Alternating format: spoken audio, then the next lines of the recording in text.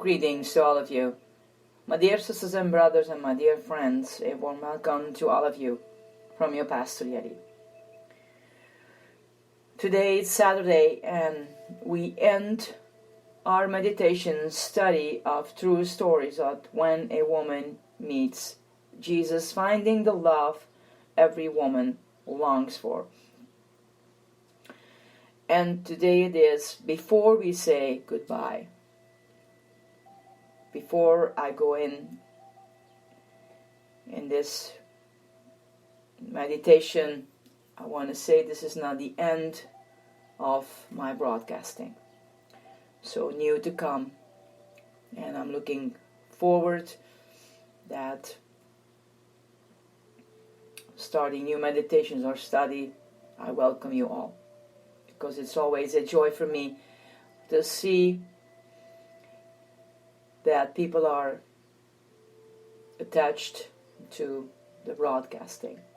So come with me in this last, not ending broadcasting, but ending of this study before we say goodbye. I am a little pencil in the hand of a writing God who is sending a love letter to the world.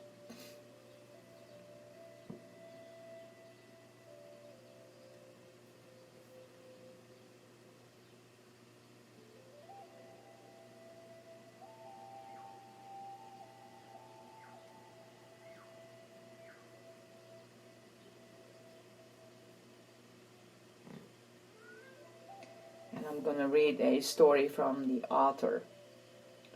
This project began as the result of a conversation I had with a friend who happened to mention in passing that she thought the Bible was the most boring book she had ever read, and that she had come to the conclusion Jesus was a fraud. Author goes further. Several months later, when she heard that I was writing a book, she asked me what it was about.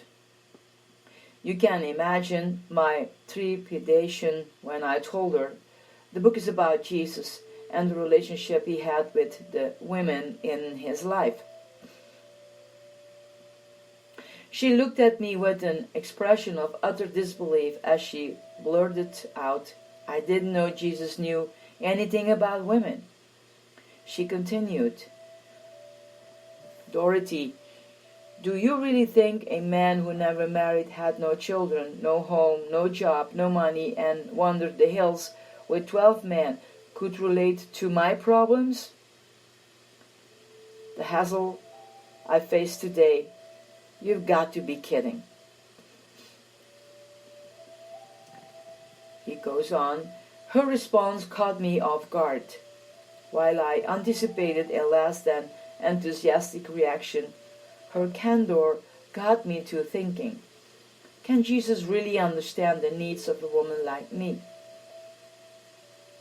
Over the last few years, as I have put pen to paper, my friend's blunt but honest feedback has served as a tremendous motivator. I began to realize that if Jesus could not meet the needs of the women in his own life, how could I ever expect him to meet mine? So I studied, read, discussed, and prayed, and with time, the pages of this book began to fill with the stories of 18 women whose life intersected with Jesus. Out of the shadows, these ladies came. And as each one opened a window in their life, I found myself drawn in. Much to my surprise, there wasn't one woman whose path had not intertwined with mine. I found connecting points, those places where we shared common experiences, and this from a group of women living long ago, yet in reality facing the identical trials and challenges I have encountered. But I discovered more, the lack that deterred these women from becoming all they could be, turned into plenty when they met Jesus. Time with Jesus gave each woman a life like Jesus. By beholding him, these women were changed. They began to mirror the beauty their eyes beheld. Consequently, every woman underwent a miraculous transformation. And this brings me to the culmination of these true stories that originated with a man who loved the women. And thankfully, he is still the same man who loves women today. She goes on, when I started writing this book, I thought I understood just how much Jesus loves each of us. I know now I didn't have a clue. It took 18 women to begin to show me exactly how wide and deep His love is, and to what lengths He will go to reveal His love to us.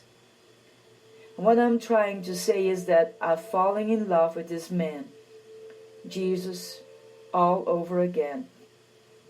And I hope you have too.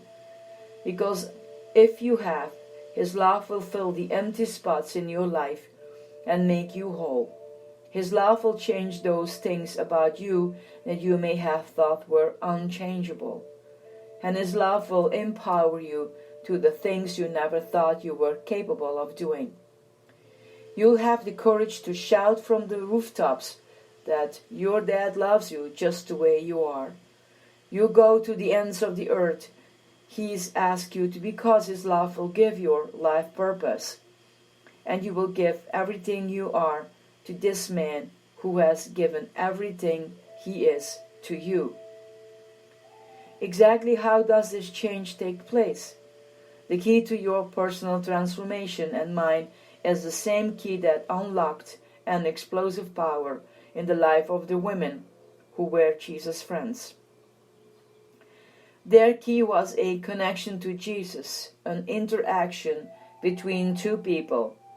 These women found that their transformation required a transaction. So they followed Jesus. They walked with Him. They talked with Him. And the more time they spent with Jesus, the more they reflected Him.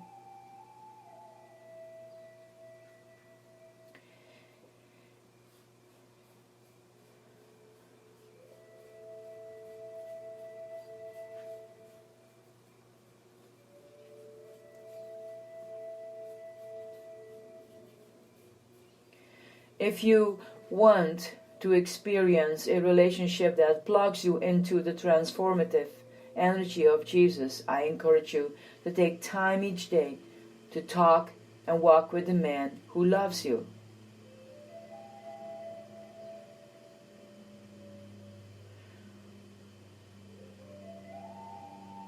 The Apostle Paul, writing to his friends in Ephesus, encouraged them to keep their feet planted in love.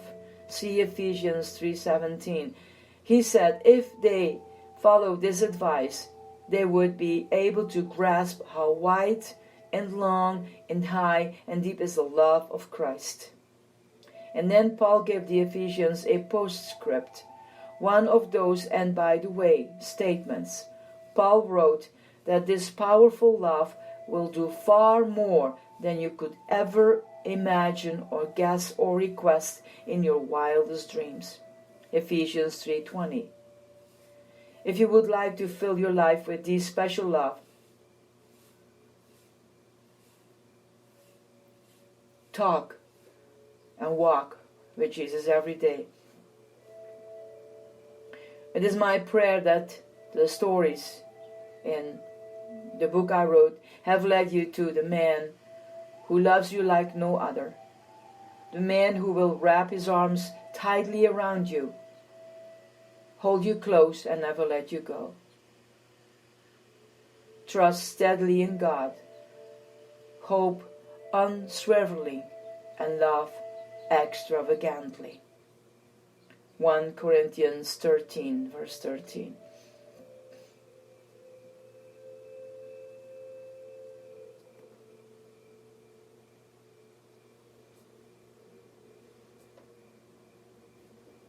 May God embrace you.